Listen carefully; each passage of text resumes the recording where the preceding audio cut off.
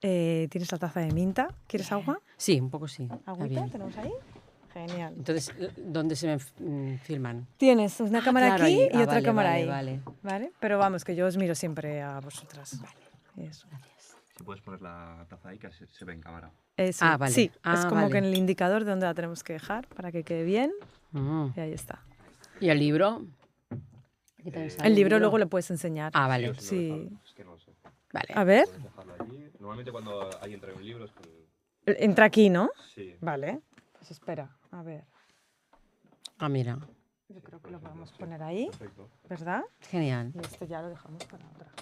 Bueno, que fluya. Exactamente. Vale, cuando queráis podemos comenzar ya. Vale, ¿estamos grabando? Fenomenal.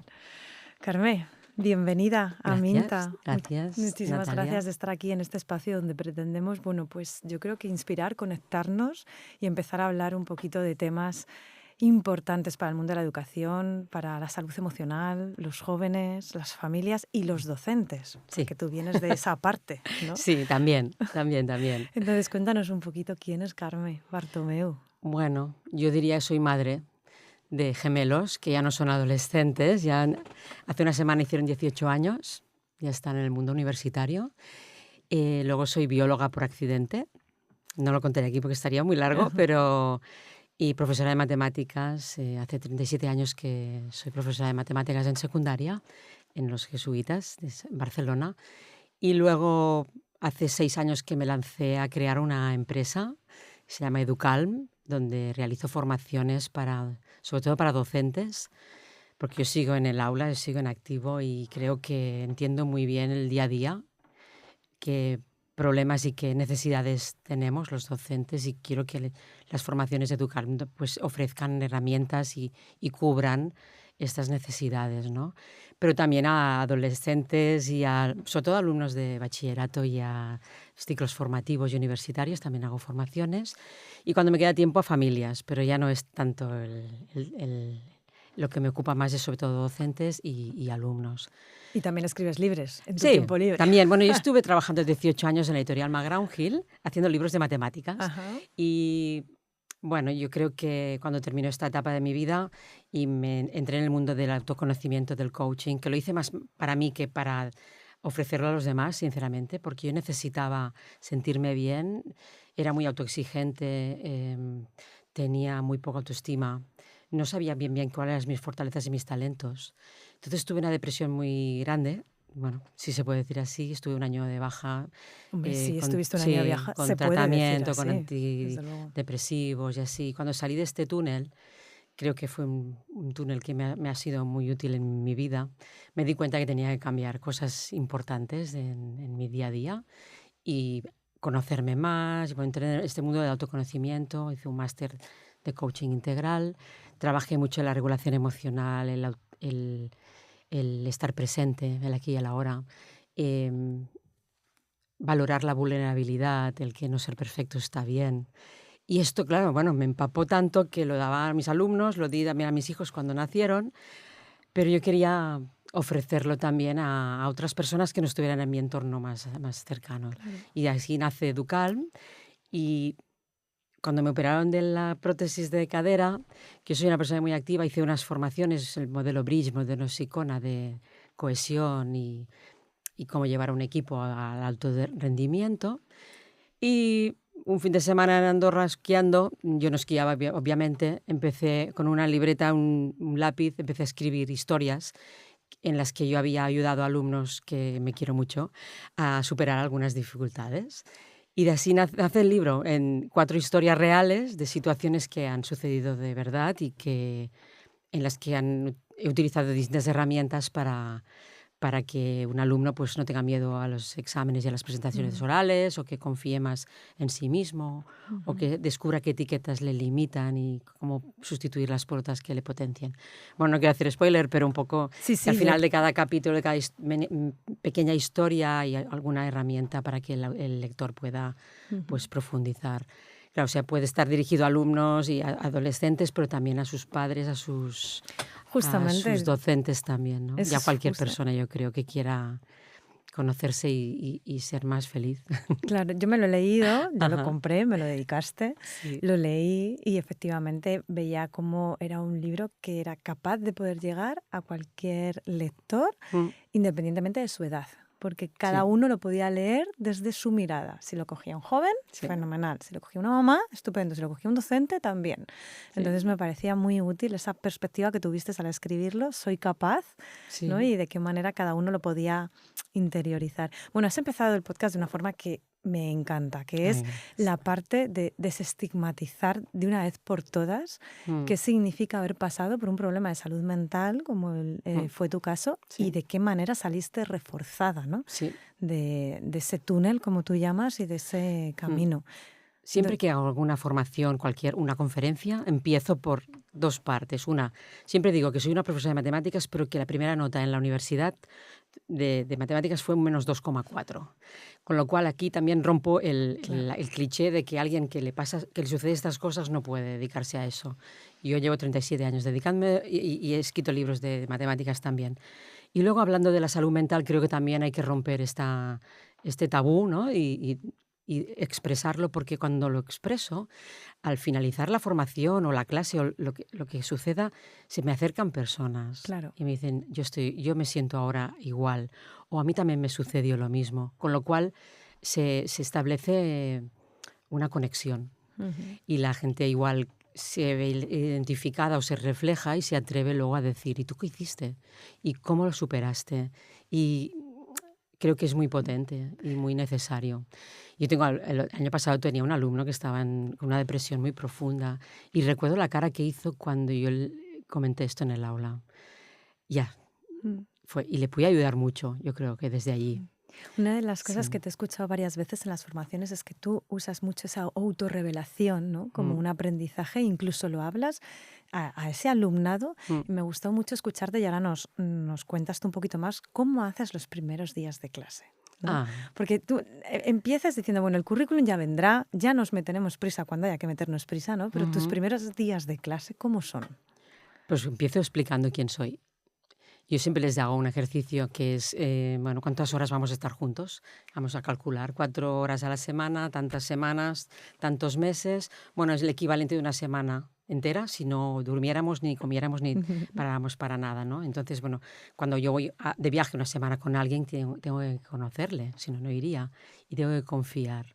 Y entonces, a partir de ahí, creo el contexto para que entiendan de que yo necesito explicarles quién soy para que confíen en mí y me dejen acompañarles hasta junio, ¿no? Y me encanta porque ya voy viendo las caras y ya voy viendo cómo hay cosas que les sorprenden, cosas en las que se reflejan también, ¿no? Y a partir de ahí les doy herramientas de cuál es mi estilo de educar, que esto no les habla a nadie o muy pocas personas empiezan así a decir, bueno, mi estilo es este. Ujú. Yo soy una persona que he estado educada desde el estilo más autoritario. Mi padre lo hacía porque creía firmemente que era su estilo y también es el que él había recibido.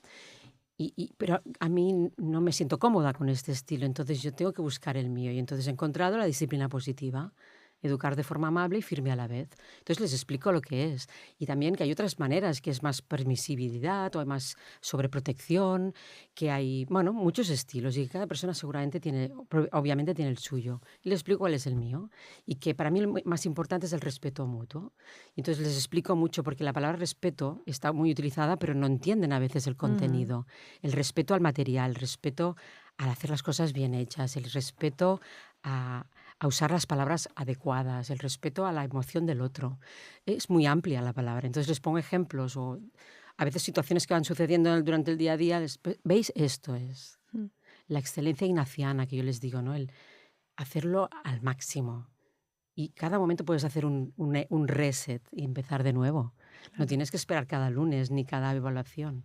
En cada segundo, tomar conciencia, puedes decir basta y empiezo de nuevo, un reset, ¿no? Ujú. Les hablo también de las etiquetas que tenemos, que muchas veces nos han puesto las personas que más nos quieren, pero a veces nos las ponemos nosotros mismos, o los compañeros, o los profes, que esto también Y tenemos. esto lo haces durante las primeras Eh, clases de la primera semana, a lo sí, mejor, ¿no? sí. Les hablo del iceberg, de que cuando tenemos una necesidad no cubierta, sobre todo cuando es de conexión, de pertenecer, influir, pues hacemos comportamientos que no son adecuados, ¿no? Porque queremos conseguir la conexión de forma, aunque sea inadecuada, incorrecta. Entonces se sorprenden. Claro, los alumnos dirán, ¿qué hace la profesora de Sí, matemáticas sí, pero es que diciendo nadie esto? o muy poca gente les habla desde ahí. Ujú, Y aunque sean de segundo de secundaria, es igual, porque muchos se reflejan. Claro, yo la lío por esto. O claro. también conecto mucho con las necesidades especiales, es decir, cuando hay un TEA o una persona con TDAH, ¿no? Que es muy Ujú. hiperactivo.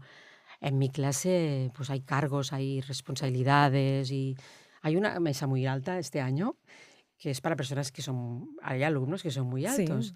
los Pues cuerpos la querían evolucionan retirar, así. digo, no, no la retiréis. Claro. Claro, el otro día había un alumno que necesita movimiento y necesita, pues estaba ahí a mi lado con esta mesa de pie, sin silla. Claro. Pues perfecto. Hay otros profesores que dicen, es que es muy movido. No, déjale estar. Ya. Que se pueda mover, que pueda tener posiciones distintas a las estándar. Y no hay problema. Qué bueno, No hay Carmen. problema. Yo, Perdona que soy un poco desordenada no, en no, el no, discurso, no. pero Está creo, fenomenal, yo te sí, ayudo luego a vale, hilar y tú a me ordenas ordenar. Porque hay una pregunta que yo tenía mucha curiosidad y muchas ganas de hacerte. Quizá no te avise sobre ella, ¿eh? En el guión. Pero es esa trayectoria que tú has tenido. Has dicho antes de cuántos años llevas trabajando en el 37. 37 años trabajando en el mundo de la educación. ¿Cómo ha cambiado ese mundo y cómo ha cambiado el alumnado y el docente? Es decir, para ti, ¿cuáles son las cosas que ves que están años luz la una de la otra de hace 37 años ahora? ¿Qué es lo que te sorprende Mm, más? Me sorprende. Ha cambiado todo mucho, Sí, pero han ¿no? cambiado los alumnos y también los adultos. Entonces, lo que más me sorprende es lo rápido que va todo Ujú, y la falta de estabilidad. ya. Creo que es importante que, yo no sé cuántos, yo no he contado cuántos, em, en el nivel de política educativa, cuántas reformas educativas Mm, han habido. Y muchísimas. cuando yo empecé a hacer libros, pues era muy competencial, luego ahora se ha vuelto a lo competencial, pero es demasiado inestable. Ujú, Yo soy muy innovadora, pero muy tradicional a la vez. Entonces, creo que los estudios y los avances de la neurociencia nos aportan mucha información, pero a veces abandonamos la pedagogía. Y, y las clases magistrales y la reflexión, el parar y decir, esto funciona. Me da igual esté de moda o no, funciona. Y a este alumno le está yendo bien. Y no le irá bien al otro, pero no sé si me sé explicar, pero poner como, es como un abanico en el que se han añadido piezas, no sustituirlas, es decir, ujú, añadir. Y saber, el docente tiene que estar muy armado ahora para ver qué herramienta es la mejor en este contexto. Y a veces es parar ujú, y ayudas escuchando más o mirando a los ojos. Es que mm.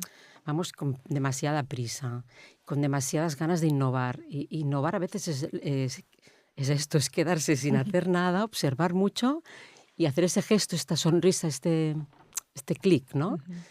Y sorprenderles a ellos, ¿no? Sí, bueno, es que Porque esto les sorprende porque desafortunadamente yo creo que una de las cosas que faltan es adultos, testimonios, adultos que estén 100% presentes, dedicándoles todo lo que más mm, importante es, que es la atención. Es que no hay más.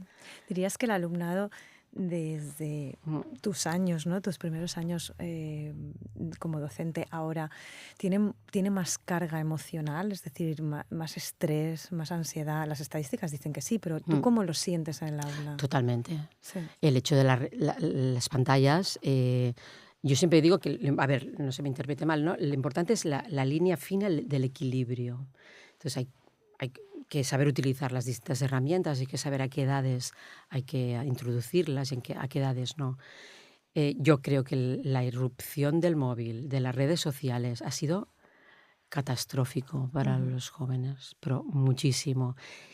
Bueno, voy a decir una situación. Este año tengo una promoción que, comparada con el año pasado, pues parece que sea de otro planeta. ajá, Bueno, vaya.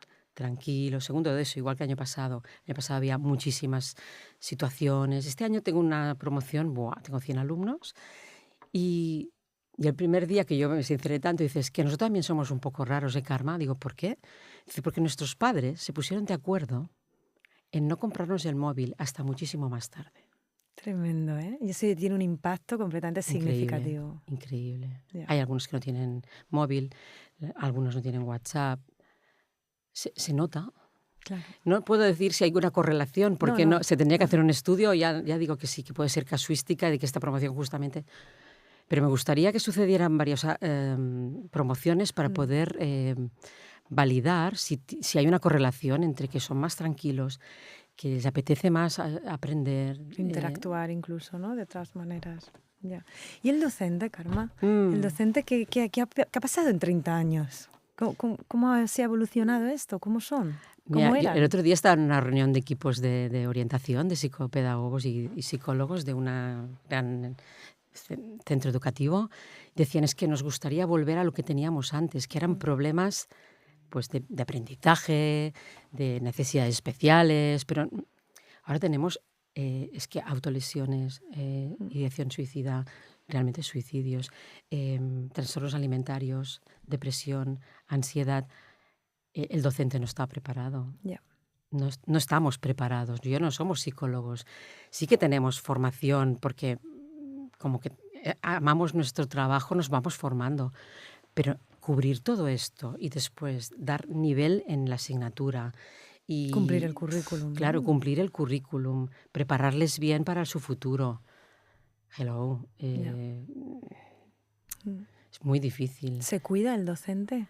No. ¿Se hace ese autocuidado? No. Yo tengo compañeros y conozco que hago formaciones en muchos centros y veo personas que ya están acusando cansancio. Depende de las situaciones que tienen que manejar, ¿no? Depende de qué familias también a veces son situaciones muy delicadas, ¿no? Y el docente siempre, como que ama mucho su trabajo, le va poniendo horas, le va poniendo ganas y nos cuesta poner a veces límites horarios, en límites de energía. Y entonces se va desgastando demasiado. Y entonces entra en el aula con un tono un poco gris. No porque lo desee, sino porque no llega todo. Tiene ¿no? una mochila muy Sí, grande siempre que pregunto también. qué necesita el docente, pues tiempo. Sí, pero el tiempo es lo que hay. Tenemos que aprender a priorizar, a poner límites, a recortar. Pues hay tanta burocracia, pues igual tenemos que desobedecer un poco Claro. y hacerla menos bien y dedicarnos a lo fundamental que es el contacto humano. Claro. Entonces la programación igual, perdón, no salga esto aquí, pero que la haga el ChatGPT, la programación sí que es necesario, pero el alumno no. El alumno nos necesita estar allí, ¿no? También formaciones que sean necesarias. Es decir, que el docente pueda escoger qué formación necesita. Claro. Y Bueno, que no sea, todos los docentes son claro, iguales. y que sea dada por alguien que domina el terreno. Porque yo, no es por decirlo, pero yo veo muchas personas que hacen formaciones que no han pisado un aula o que hace mucho que no lo hacen. Entonces, la parte, el aterrizaje a la realidad falta. Entonces, esto son horas de dedicación que el docente está invirtiendo en formarse, pero luego es una frustración muy grande cuando ve que aquello no es aplicable. ¿Tienen ¿no? sentimiento de culpa? Claro, yo creo que sí, claro, porque es, bueno, haces una formación sobre educación emocional o te trabajas tú, en esa formación también te remueves tú o no sirve para nada. Si todo queda en actividades que luego tienes que aplicar en el aula, no van a llegar, porque va a ser desde aquí, no desde aquí. Entonces, bueno, yo trabajo mucho el corazón, la mente y también el cuerpo, que creo que es uno de los olvidados de la escuela en general y de las formaciones en particular, ¿sí? Qué bueno, Karma, escucharte. Sí. La verdad es que es un placer. Estaba empezando, ¿no?, a imaginarme en la cabeza de las preguntas como más difíciles, que son de obligado cumplimiento en este podcast, porque creo que, bueno, pues al final hacer la pregunta difícil es muchas veces lo que nos falta para empezar, ¿no?, a tomar conciencia y a rascar qué podemos hacer. Entonces, ¿qué es lo que crees que falta en la educación? ¿Qué es lo que crees que falta en el ámbito educativo para que estas estadísticas de salud mental que tienen adolescentes o este síndrome de burnout que tiene tanto el docente empiecen a menguar? Es decir, empecemos a poder combatirlas de frente. ¿Qué es que está faltando? Falta que estén al cargo a nivell político i del departament i persones que realmente dominen mucho de la materia, que haya presupuesto a nivel no solo de pantallas digitales, sino también a nivel humano, que si faltan psicólogos, psicopedagogos, si hay que desdoblar, si hay llegan niños o jóvenes de otros países que no dominan la lengua, que tienen un mal nivel de matemáticas, necesitamos profesores de apoyo. Falta personal, eso es inversión.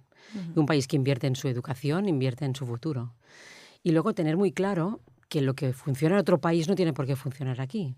Porque mirar a otros países en los que ha funcionado, pues en Islandia o así, el clima es distinto, las creencias y el estilo, ¿no? La cultura es distinta, no es aplicable, no se puede hacer un copy-paste y aquí va a tener éxito, lo mismo que funciona allí.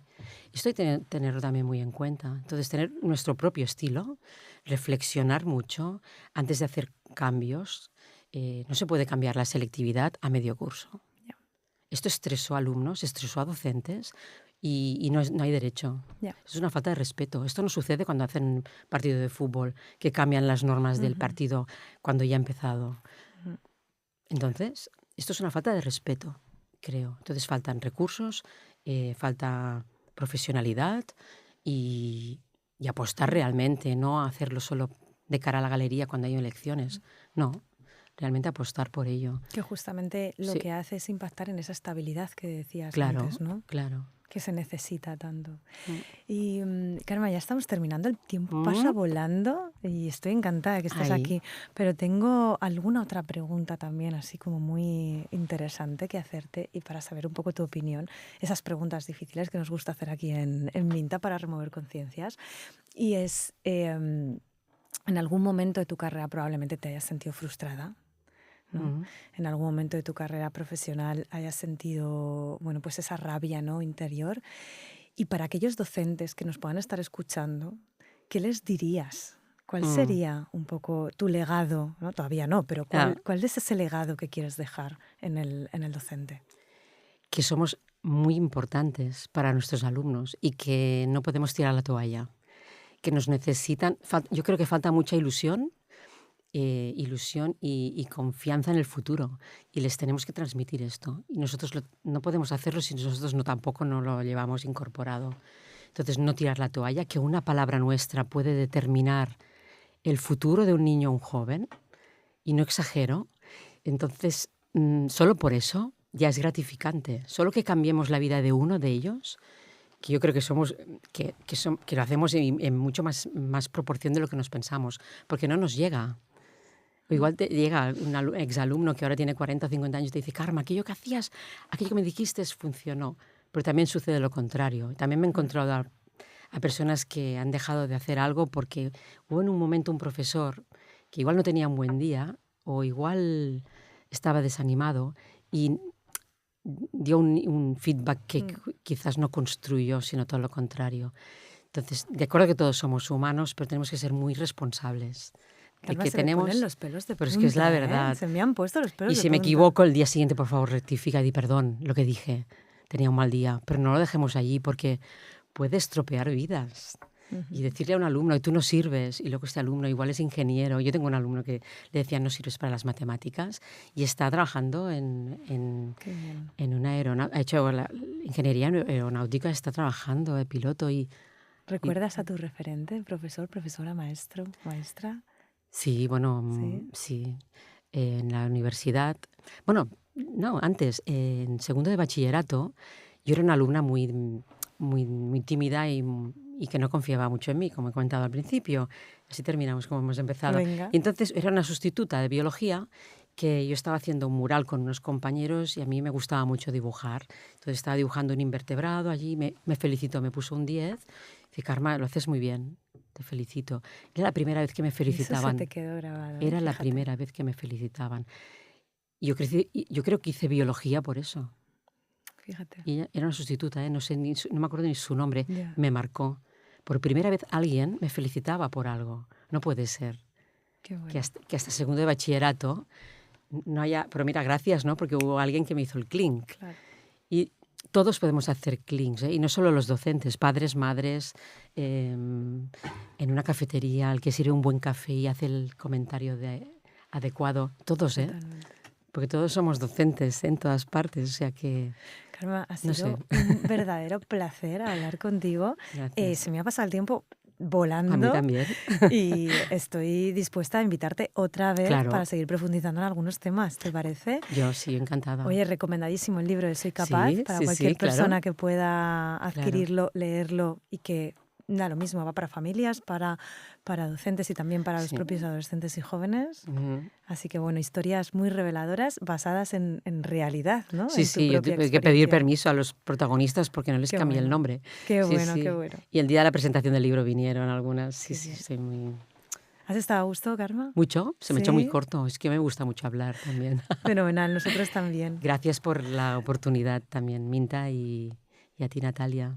De nada, aquí verdad. estamos en Minda una vez más, intentando remover conciencias o por lo menos ser más conscientes, ¿no?, de lo que está ocurriendo en el mundo de la educación, de las emociones y de todo esto que es un reto importantísimo. Hay que estar de la mano de los docentes, hay que estar de la mano de los jóvenes y hay que no perder la ilusión y estar ahí día tras día. Muchas gracias, Karma. A ti, a vosotros.